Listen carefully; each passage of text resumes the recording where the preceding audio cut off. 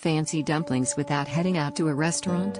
We look at how to make the best choices for the stay-at-home version of this tasty Asian dish. What's available as well as traditional pork, chicken and prawn fillings. We found several vegetarian and vegan choices. There are also some more unique fillings, such as lamb and chickpea, or chicken and kimchi.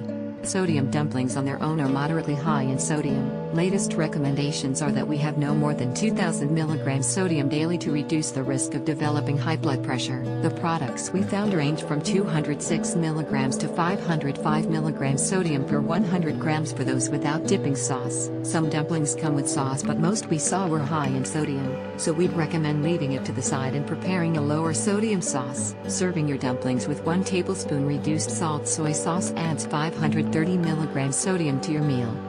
Serving with regular soy sauce adds 1055 mg sodium. We recommend choosing dumplings that contain 500 mg or less sodium per 100 grams. Protein dumplings can be quite low in protein compared with fish, chicken or egg meals. The protein in dumplings comes from the filling, so the amount of protein on the nutrition label can give you an idea of how plump your dumplings will be. Dumplings with meat and fish contain more protein than pure vegetable fillings.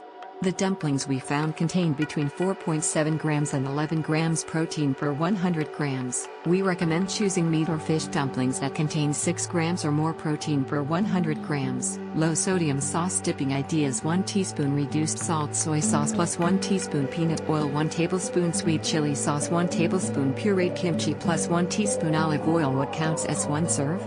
Our tasters found out you can fill up on dumplings fairly quickly. Make a meal of your dumplings, and make them go further, by serving them with a plate of fresh, steamed greens. We recommend 120 grams, or about 6 dumplings, as a good serving size. How to choose: use these criteria to compare frozen dumplings.